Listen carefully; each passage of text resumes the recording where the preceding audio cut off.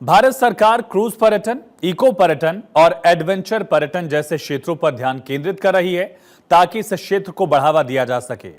2030 तक भारत का पर्यटन क्षेत्र जीडीपी में 56 अरब का योगदान देने और इससे 140 मिलियन नौकरियां पैदा करने की उम्मीद है।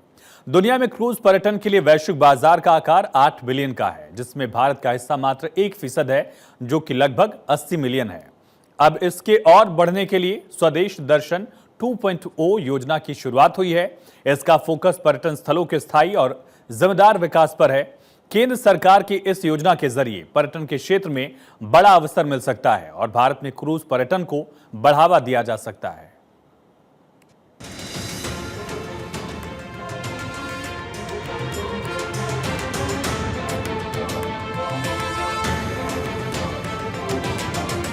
भारत 2047 तक विकसित राष्ट्र बनने की राह पर आगे बढ़ रहा है। इस लक्ष्य को हासिल करने में पर्यटन क्षेत्र की बहुत बड़ी भूमिका रहने वाली है।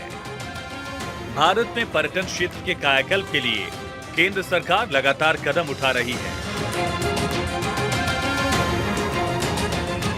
भारत का पर्यटन उद्योग शानदार ऊंचाइयों को छू रहा है।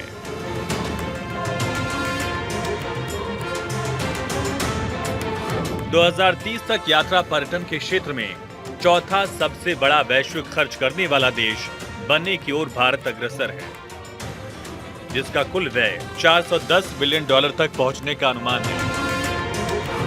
एक रिपोर्ट के मुताबिक भारतीय यात्री अगले 20 वर्षों में बाहरी देशों में पर्यटन पर $55 अरब खर्च करेंगे। ये राशि वर्तमान में भारतीयों के विदेशों में खर्च की जाने वाली राशि से लगभग 3 गुना अधिक है। रिपोर्ट में कहा गया कि भारतीयों की विदेश यात्रा में वृद्धि हो रही है और ये आने वाले सालों में और तेज होने की उम्मीद है।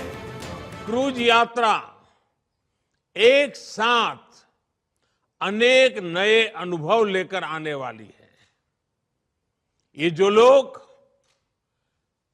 इसमें से आध्यात्म की खोज में हैं, उन्हें वाराणसी, काशी, बोधगया, विक्रमशिला, पटना साहिब और माजुली की यात्रा करने का सौभाग्य मिलेगा। जो मल्टीनेशनल क्रूज का अनुभव लेना चाहते हैं, उन्हें ढाका से होकर गुजरने का अवसर मिलेगा।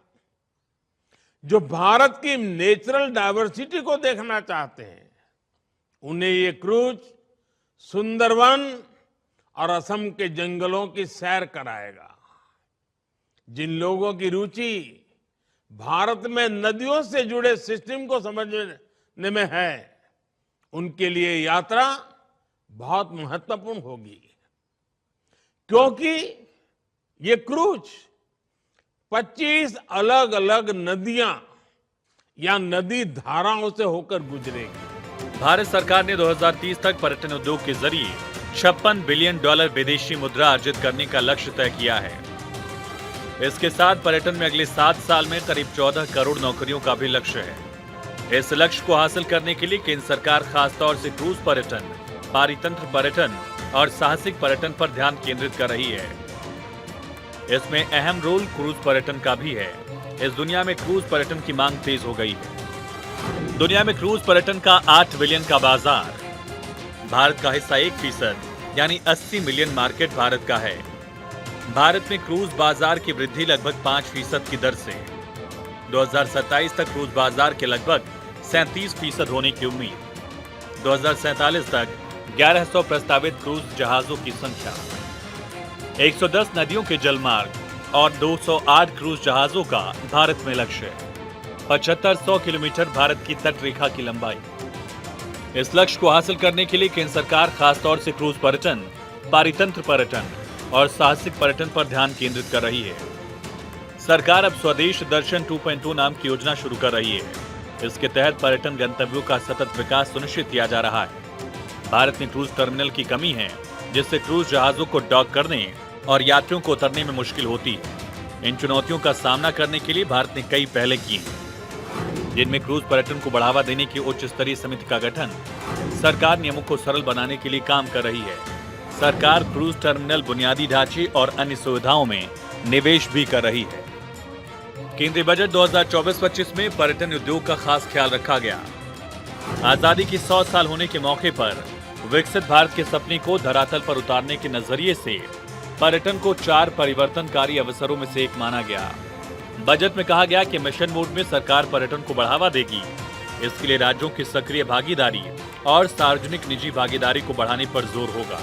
इस बार के बजट में पर्यटन मंत्रालय को 2,479 करोड़ रुपए आवंटित किए गए। भारत के पास एक लंबा तटीय क्षेत्र और कई नदियां हैं जो क्रूज पर्यटन के लिए उपयुक्त हैं। भारत में कई प्रसिद्ध पर्यटन स्थल हैं जैसे कि गोवा, मुंबई, केरल और उत्तर प्रदेश। ये राज्य क्रूज पर्यटन के लिए आकर्षण के केंद्र। समृद्ध सांस्कृतिक विरासत और ऐतिहासिक स्थल क्रूज पर्यटन के लिए एक मुख्य आकर्षण का केंद्र हो सकते हैं। इसके जरिए विदेशी क्रूज लाइनर्स को लुभाने के लिए सरकार पूरी तरह इस पक्ष में नजर आ रही है।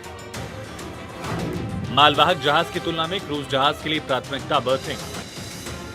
क्रूज उद्योग को बढ़ावा देने के लिए जहाजों की टैरिफ में ढील दी। ई वीजा और ऑन अराइवल वीजा सुविधाओं का विस्तार भी हुआ।